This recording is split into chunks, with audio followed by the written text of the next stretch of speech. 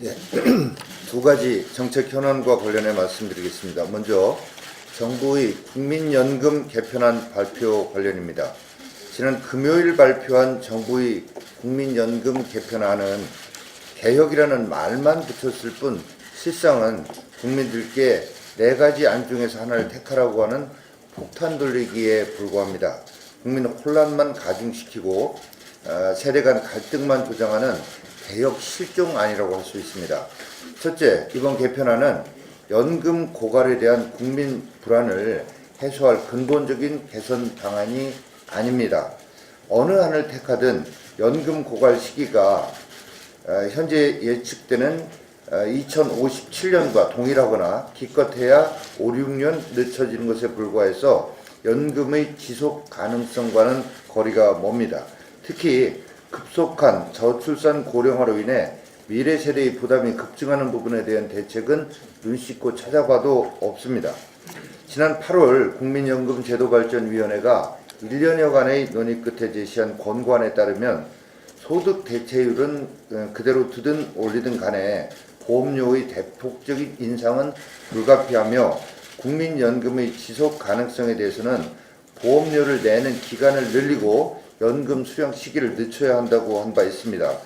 그런데도 이번에 나온 정부 연금 개편안에는 이러한 핵심 내용은 쏙 빠진 채 덜 내고 더 받는 마법이 마치 있는 것처럼 국민의 눈과 귀를 속이려 하고 있습니다.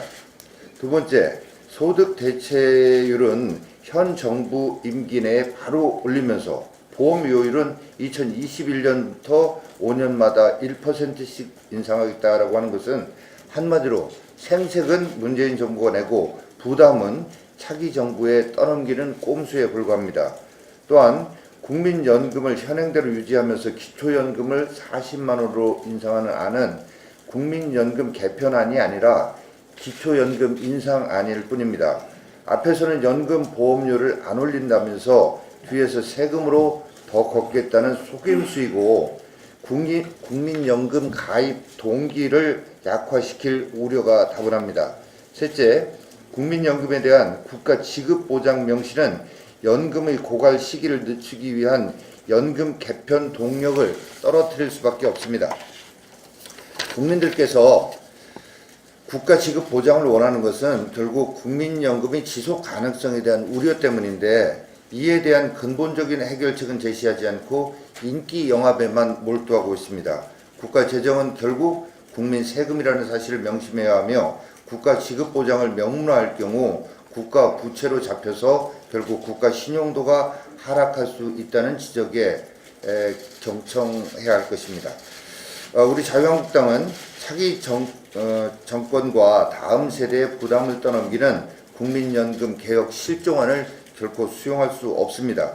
그간 우리 당이 국감 등을 통해 단일한 제시를 요구해 왔음에도 이를 무시했을 뿐 아니라 무능과 무책임으로 미래 세대에 막대한 세금 부담을 떠넘긴 보건복지부 장관은 그 존재 이유를 상실한 만큼 국민들께 사과하고 책임을 져야 할 것입니다.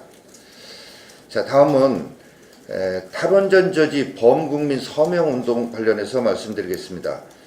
지난 13일 우리 당 최연애 의원이 공동본부장을 맡은 탈원전 반대 및 신환을 3, 4호기 건설 재개를 위한 범국민 서명운동 본부 발대식이 있었습니다.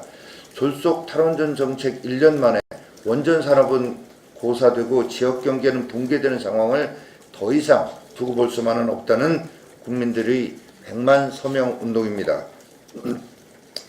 오늘 오전 8시 현재 7만 4천여 명이 온라인 서명을 할 만큼 가히 폭발적인 반응을 불러일으키고 있습니다. 저도 서명을 마친 바 있습니다. 오늘부터는 탈원전 정책으로 인해 일자리가 없어진 전국의 원자력학과 대학생들과 삶의 터전이 파괴된 울진지역 주민들이 앞장서서 전국의 주요 도시 길거리에서 서명을 받는다고 합니다. 당 정책위에서는 탈원전 반대 100만 서명운동을 정책 저항운동 제1호로 규정하고 앞으로 지속적으로 지원하고 거당적으로 확산시켜 나갈 것입니다. 특히 탄소를 배출하지 않는 원자력의 힘을 빌리지 않고는 기후변화라는 거대한 재앙 앞에 인류가 치러야 할 대가는 가혹할 만큼 클 수밖에 없습니다. 국가에너지 100년 대계를 생각하고 국민 경제와 지역 경제를 살리고자 한다면 문재인 대통령이 사과하고 졸속 탈원전 정책을 즉각 폐기해야 할 것입니다. 그렇게 하지 않는다면 엄청난 국민적 저항을 불러일으킬 것이라는 점을 경고합니다.